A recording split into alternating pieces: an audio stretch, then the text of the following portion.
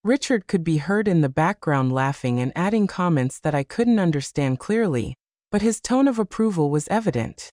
The man I had welcomed into my family, whom I had helped financially, whom I had treated like a son, was actively participating in the plan to destroy my life. The best part of all, Grace continued with a laugh that broke my heart, is that she'll never suspect a thing. She thinks we're the perfect children who adore her. She still says, "Thank you for taking care of me, honey," when I bring her breakfast in bed.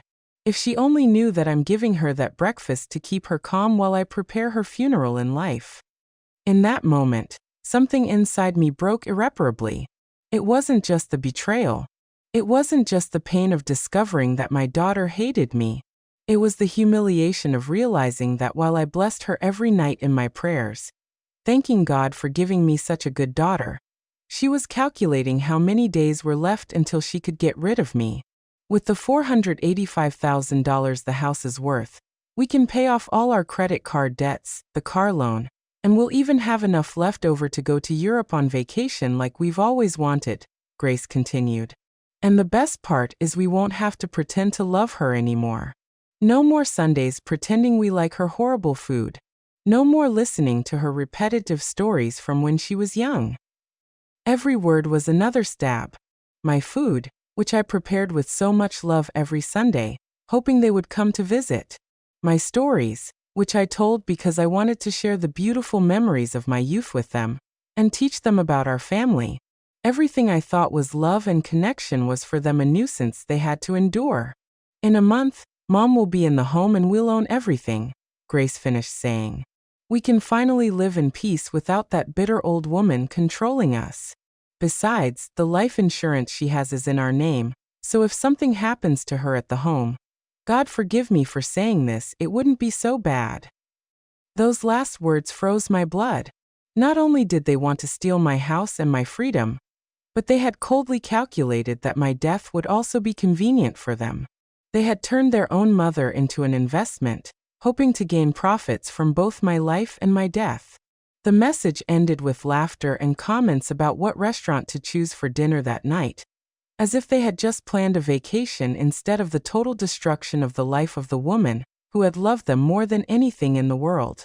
I stayed seated on my kitchen floor for I don't know how long, with the phone still in my hand, replaying the message over and over, hoping I had heard wrong, hoping it was a nightmare I was going to wake up from. But every time I listened, the reality became more raw, more painful, more definitive. That night I couldn't eat. I couldn't sleep. I couldn't do anything but walk around my house looking at every object, every photograph, every memory I had built, thinking that one day I would lovingly pass it on to my daughter. Now I knew that all of it was going to be stolen, sold, or thrown in the trash without any respect for the memories it represented. But as I walked through my house in the dark of that morning, something began to change inside me. The sadness and pain started to transform into something I hadn't felt in a long time. Pure, cold determination. My daughter thought I was a naive old woman who was easy to manipulate. But she had completely underestimated the woman who had raised her. At dawn, I got up with a mental clarity I hadn't had in months. I put on my most elegant crimson suit, the one I kept for special occasions. I grabbed my purse with all my important documents and left the house before Grace and Richard woke up. I had a plan, and they had no idea what was coming. That morning, I woke up at exactly 5 o'clock as if my body knew it was the most important day of my life. All night long, I had been planning every move, every word, every detail of what I was going to do. I was no longer the naive Margaret who had allowed her own daughter to manipulate her for months. Today, I was going to show Grace that she had completely underestimated the woman who had raised her. I put on my crimson pantsuit, the same one I had worn to her college graduation. I put on my makeup carefully, styled my hair elegantly, and put on the pearl earrings my mother had left me. I wanted to look like the strong, dignified woman I was, not the vulnerable victim they thought I was. Before I left, I wrote a note and left it on the kitchen table.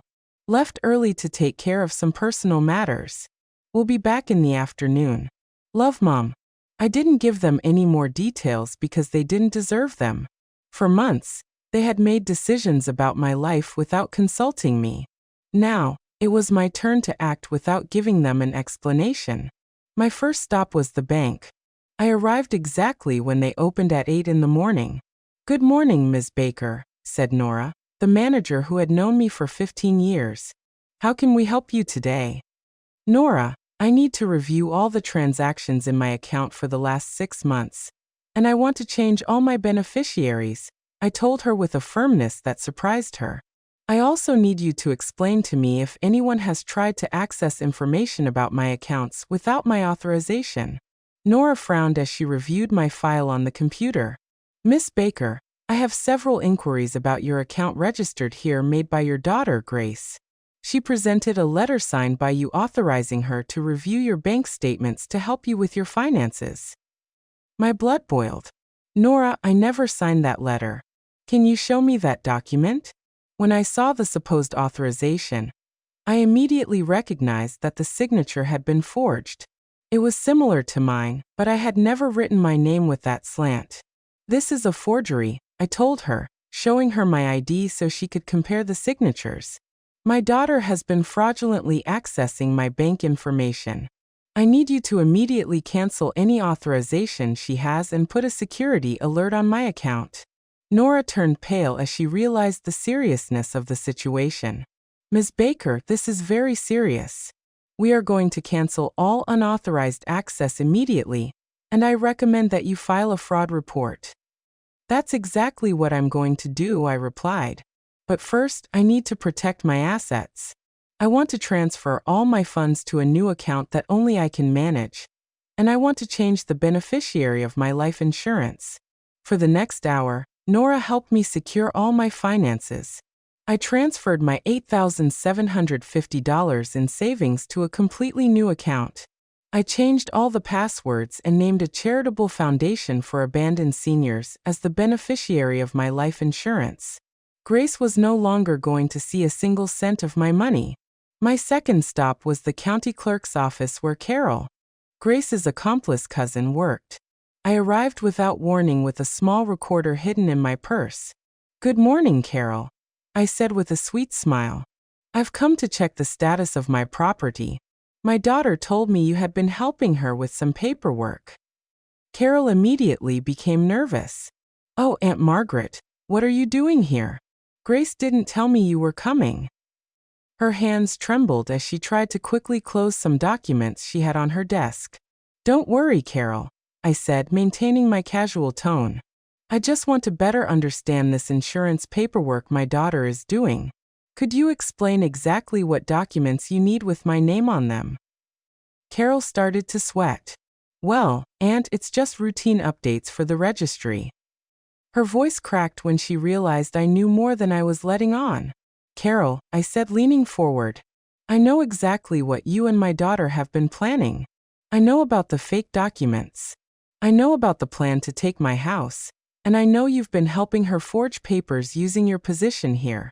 I showed her my phone with the audio I had recorded the day before. "I have proof of everything." Carol slumped in her chair. "Aunt Margaret, I didn't want to do it, but Grace told me that you couldn't take care of yourself anymore, that it was for your own good." "It was for money, Carol. Don't pretend it was for my own good," I told her firmly. "Now you have 2 options. Either you help me reverse everything you've done, or I go straight to your boss and show them the evidence that you've been forging official documents." Carol started to cry. "Please, Aunt, I can't lose my job. I have 3 kids to support." Between tears, she explained the entire process to me. How they had forged my signature on several documents, how they had created fake medical reports, and how they planned to use all that to have me declared incompetent and transfer my property. "All right, Carol," I said after she had confessed everything, "you're going to help me fix this, and then you're going to look for another job. But if you help me now, I won't press criminal charges against you." Over the next 2 hours, Carol helped me invalidate all the fraudulent documents they had created. She also gave me copies of everything as evidence, including the fake medical reports and the property transfer documents they had prepared. My third stop was with Attorney Harrison Ford, the most respected lawyer in the city. Attorney Ford, I said, showing him all the evidence I had collected. I need your help to stop a fraud and protect my rights. Attorney Ford reviewed all the documents with professional attention. Ms. Baker, this is a very serious case of family fraud. We have more than enough evidence to press criminal charges. But tell me, what exactly do you want to achieve? I want justice, attorney, I replied. But most of all, I want my daughter to learn that actions have consequences. For 66 years, I have been too good, too generous, too understanding. It's time for someone to defend me, even if I have to do it myself. The attorney smiled with admiration. Ms. Baker, we are going to prepare a legal strategy that protects all your rights and sends a very clear message about the consequences of trying to defraud a senior citizen. For the next few hours, we prepared a civil lawsuit for fraud, falsification of documents, and attempted illegal appropriation. We also prepared a criminal complaint against Grace, Richard, and Carol. The attorney explained that I had a solid case, and that it was very likely I would recover all the damages caused.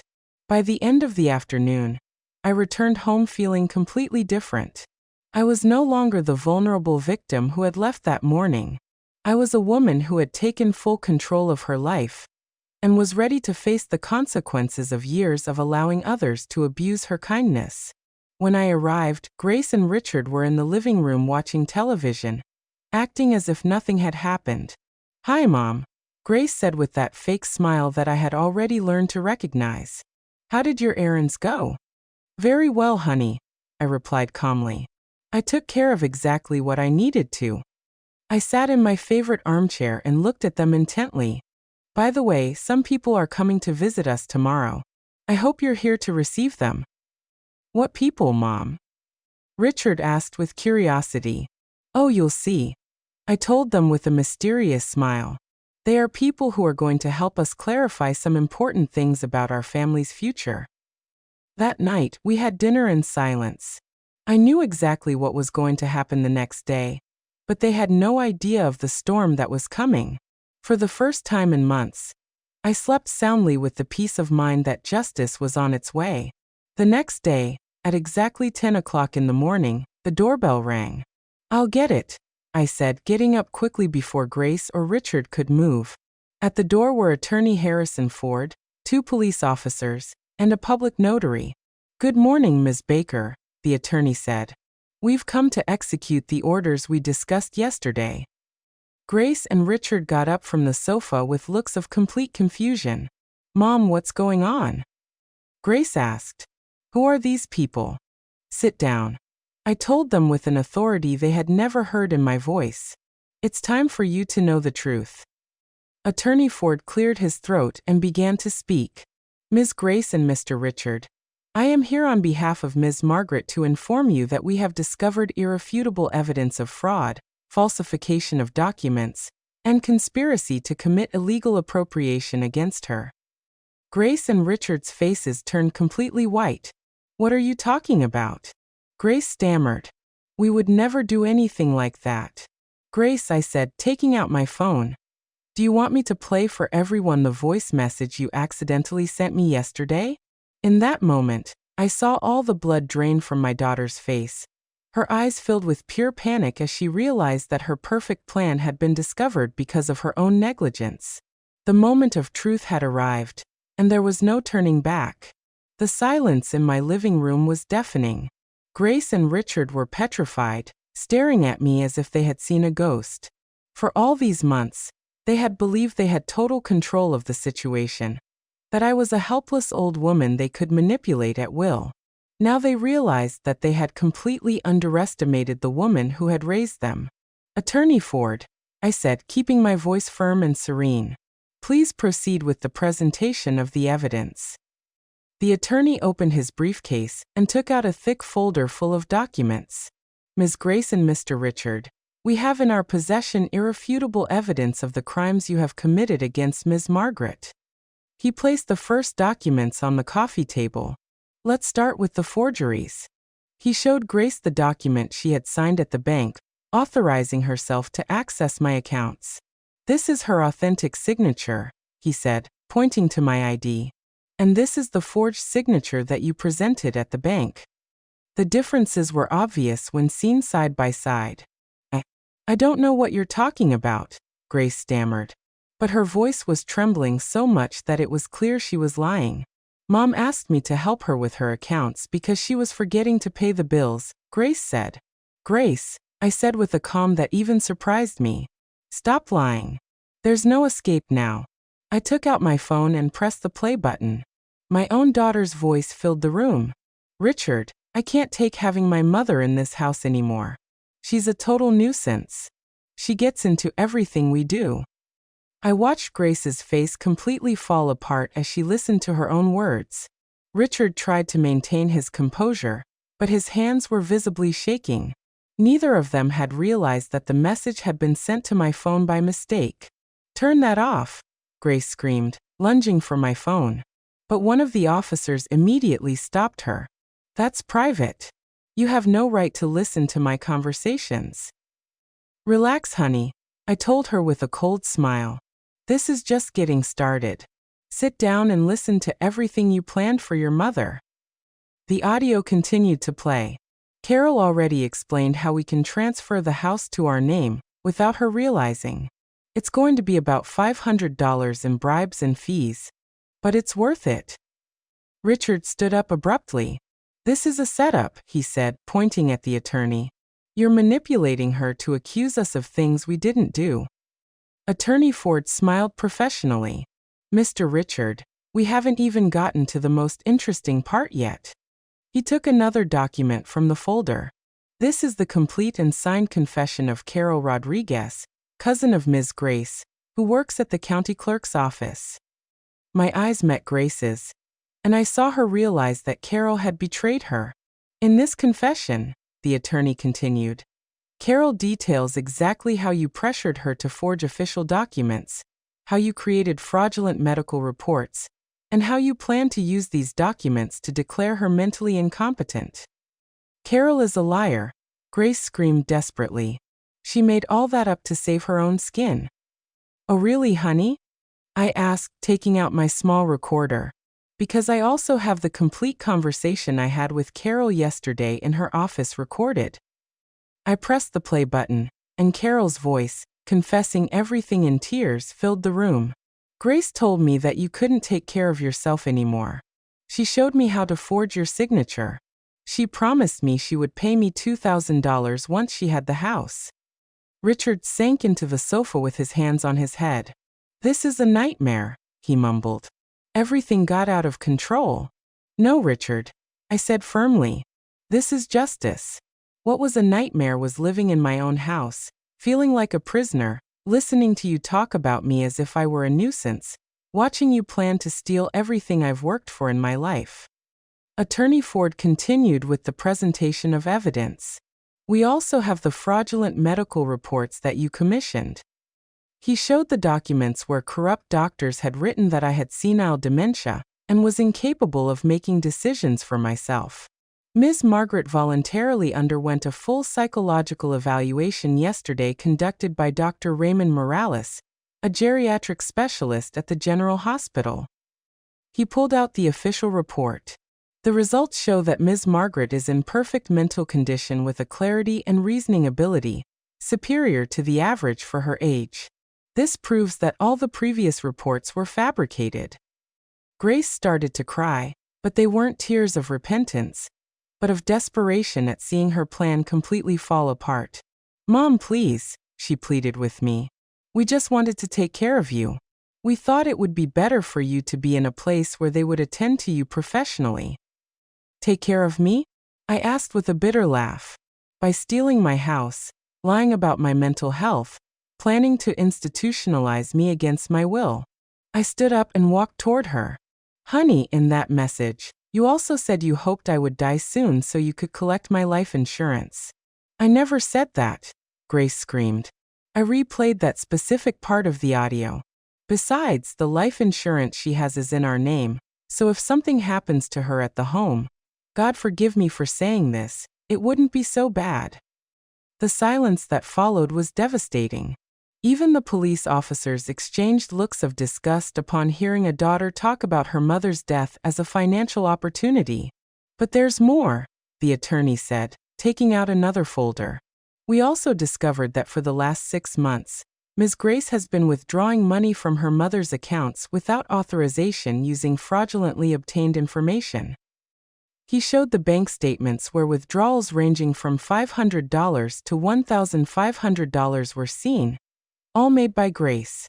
In total, they have stolen $8,750. $8,750 from Miss Margaret's accounts. That money was for house expenses, Richard protested. We were paying for food and utilities. That's a lie, I replied. I was still paying all my house bills with my pension. That money you stole was for your personal whims. I saw you buying expensive clothes, going to fancy restaurants, while you told me we had to save because times were tough. The attorney continued to expose every detail of their criminal plan. We also have evidence that you contacted the director of the St.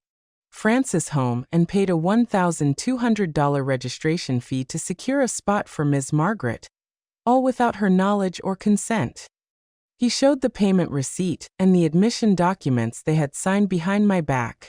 You planned to take her this coming Tuesday, telling her it was a routine medical appointment. It was for your own good, Mom? Grace insisted desperately. You were getting so forgetful. Sometimes you got confused. Enough with the lies. I finally exploded, losing the composure I had maintained throughout the confrontation. I have never been confused. You invented those stories to justify your plan. I still manage my own finances, cook my own food, take care of my own house, and even help you financially when you ask me. I addressed Grace directly, looking her in the eyes. You know what hurts the most, honey? It's not that you wanted to steal my house. It's not that you planned to institutionalize me against my will.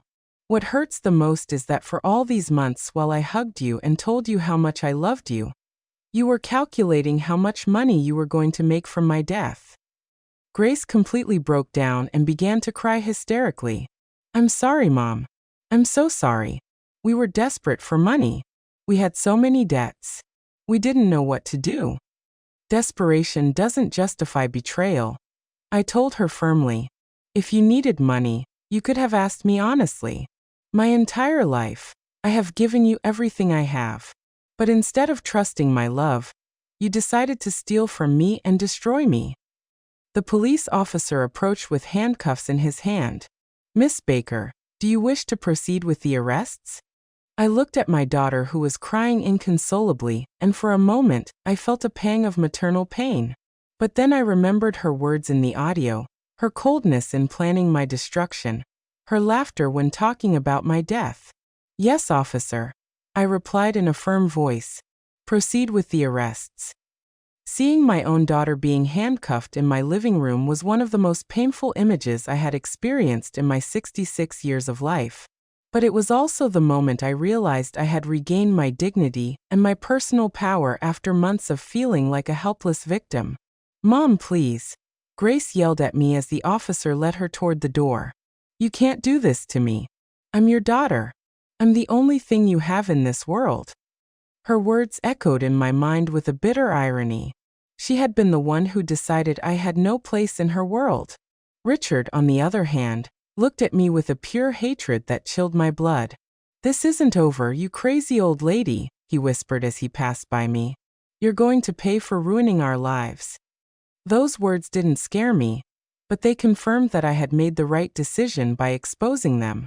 After Grace and Richard were taken away, my house was left in an absolute silence I hadn't experienced in months. For the first time since they had come to stay temporarily, I could walk around my own house without feeling like I was being watched, judged, or manipulated. But that peace didn't last long. The next day, a campaign of terror began that showed me the lengths Grace and Richard were willing to go to get revenge on me. The first attack came through social media. Grace had created a fake profile and had started posting terrible stories about me in local community groups on Facebook. My mother has senile dementia and falsely accused us of theft, she wrote. She's so confused that she doesn't recognize her own family. Please, if you see her alone on the street, call me because she shouldn't be unsupervised. The posts included photos of me taken without my knowledge, where I appeared distracted or tired, which they had edited to make it look like I had mental health issues. The comments from strangers were devastating. Poor woman. She looks very confused. How terrible for a mother to accuse her own children. They should seek professional help for her. Ms. Rose, my neighbor for a lifetime, came to my house worried after seeing those posts. Margaret, honey, are you okay? I saw some really ugly things online about you and your daughter. I had to explain the whole situation to her. Show her the evidence I had so she would understand that it was all a smear campaign. But the harassment escalated quickly. Phone calls started coming in at all hours of the day and night. Unknown voices insulted me, threatened me, and told me I was an unnatural mother who had destroyed her own family for money. You're a miserable old woman. A female voice screamed at me at 3 o'clock in the morning. I hope you die alone and abandoned. People I didn't know also started showing up at my house, supposedly concerned for my well-being. Fake social workers who said they had received reports that I was in danger. Aggressive salespeople who insisted on selling me security systems because a single old woman is very vulnerable. And even people who introduced themselves as distant relatives who had come to verify my mental state. Attorney Ford explained that all of this was part of a desperate legal strategy. Ms. Baker, they're trying to create evidence that you really do have mental problems to discredit your testimony in court. It's a common tactic when the accused don't have solid legal defenses.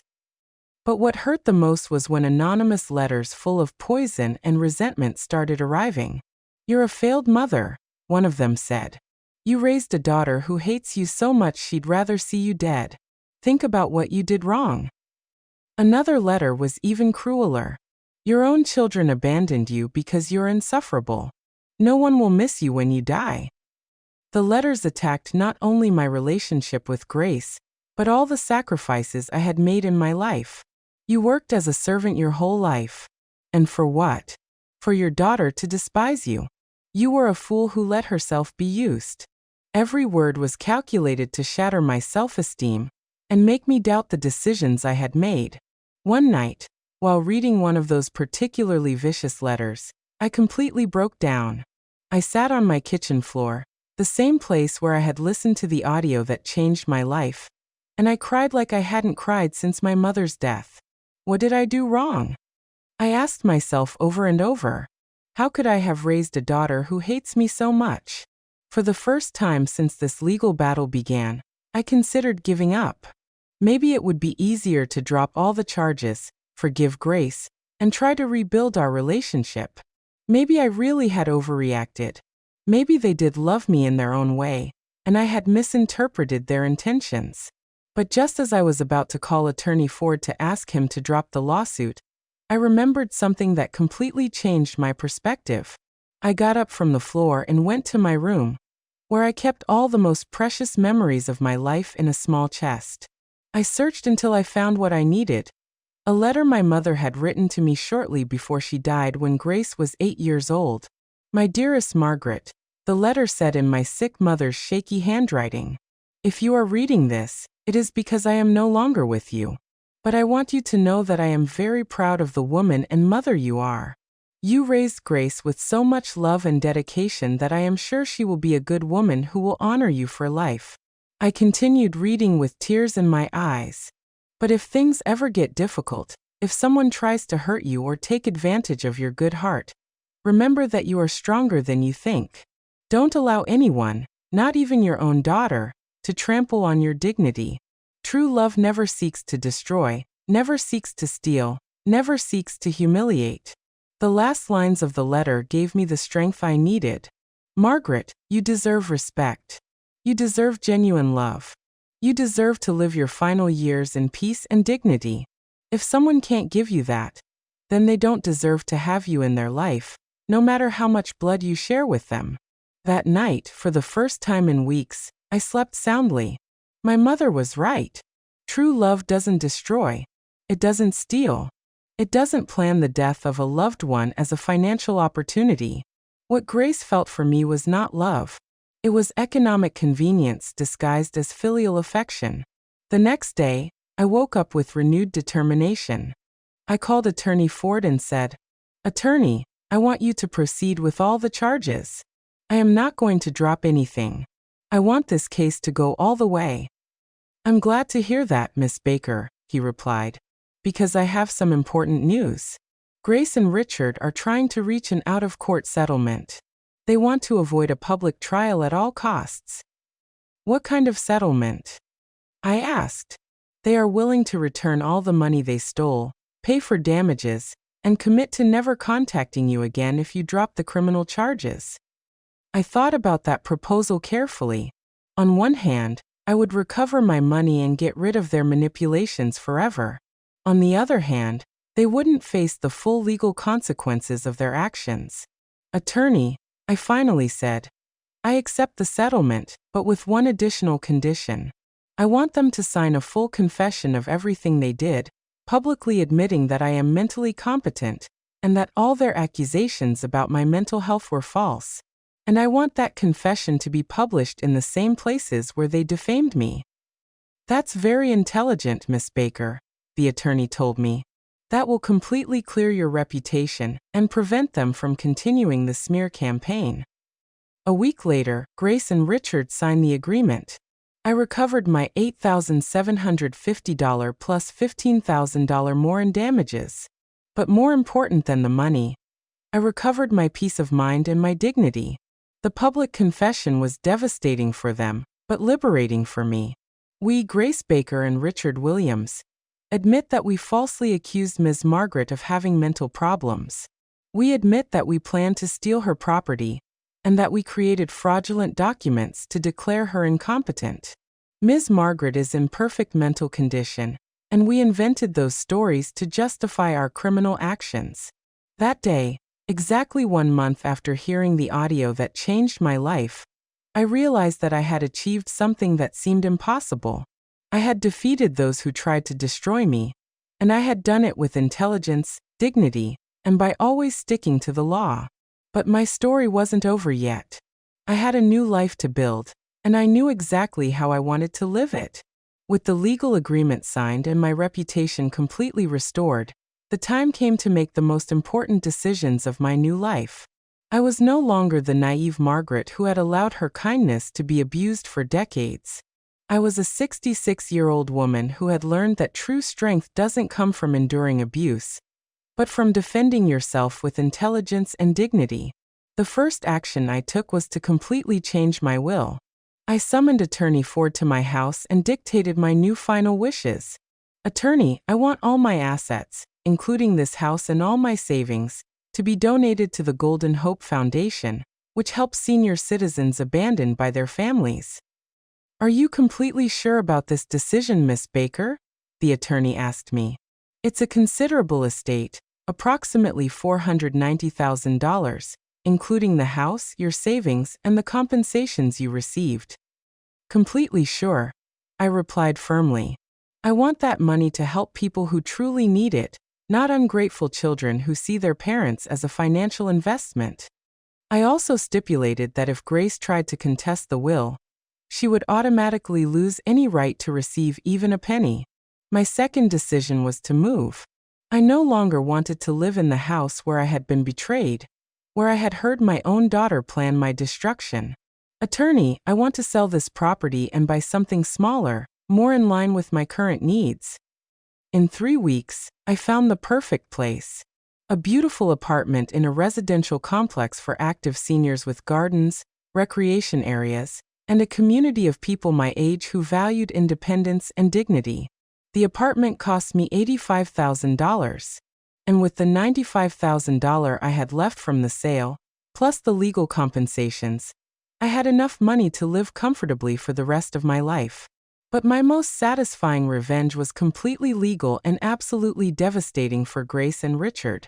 It turns out that during my investigation with the attorney, we discovered that they had lied on their tax returns for the past 3 years. They had reported much lower incomes than their real ones to pay less in taxes. But at the same time, they had been living a lifestyle that didn't match those reported incomes. Miss Baker, the attorney told me with a smile, I have information that might interest the IRS. He showed me evidence that Richard had been working unreported side jobs, and that Grace had been selling products online without declaring those earnings. Attorney, as a responsible citizen, I believe it is my duty to report any tax evasion I am aware of. I told him with a smile that reached my eyes. After all, we all must contribute fairly to the country's upkeep. A week later, the IRS initiated a full audit of Richard and Grace. They discovered that they owed $22,000 in back taxes plus penalties and interest that brought the total debt to $35,000. But since they didn't have that money available, they had to sell their car, pawn their jewelry, and take out high-interest loans to avoid going to jail for tax evasion. My third revenge was professional. During the investigation, we also discovered that Carol, the cousin who worked at the county clerk's office, hadn't been the only public employee involved in the fraud. There was an entire network of corruption that facilitated these kinds of thefts against seniors. With the help of Attorney Ford, we turned over all the information to the appropriate authorities. The investigation resulted in the dismissal of 6 public employees, including Carol, and the discovery of at least 12 similar cases to mine, where they had stolen properties from seniors using fake documents. When the scandal became public in the local newspapers, Grace and Richard became the perfect example of unnatural children who abused their elderly parents. Their names and photographs appeared on the front page with headlines like, "Family Betrayal That Shocked the City," "Children Plan to Steal 66-Year-Old Mother's Home." But my most intelligent revenge was social. It turns out that Grace worked at a prestigious company where personal reputation was essential for professional growth. When her boss found out about the scandal through the newspapers, he called her into his office for a very uncomfortable conversation. "We cannot have employees involved in family fraud scandals," he told her. "Our company has a reputation to protect." Although he didn't fire her immediately, he demoted her to a less important position and made it very clear that she would have no opportunities for promotion in the near future. Richard also faced consequences at his job. His supervisor, upon learning that he had participated in a plan to defraud his mother-in-law, told him, "If you are capable of stealing from your own family, how do we know you won't steal from us?" He lost all opportunities to get the promotion he was hoping for. But what satisfied me the most was seeing how their own friends and family rejected them. Richard's sister refused to speak to him after finding out what they had planned to do to me. "How could you participate in something so cruel against an old woman who had only treated you with love?" she screamed at him during a family confrontation that was witnessed by several neighbors. Grace's friends also gradually abandoned her. The mothers in her social circle didn't want to associate with someone who had so cruelly betrayed her own mother. "If she's capable of doing that to the woman who gave birth to her, what won't she be capable of doing to us?" they would comment among themselves. Even at the supermarket and pharmacy where they had known them for years, people would point and whisper behind their backs. They had become a public example of what not to do to elderly parents. Throughout this entire process, I never acted with hatred or a thirst for revenge. Every action I took was legal, ethical, and justified. I didn't lie about them. I didn't invent false accusations. I didn't threaten them or hurt them physically. I simply allowed the natural consequences of their own actions to run their course. 6 months after the day I heard that fateful audio, I ran into Grace at the mall. She looked haggard, tired, and much older than her 35 years. When she saw me, she approached with tears in her eyes. "Mom," she said in a broken voice, "please forgive me.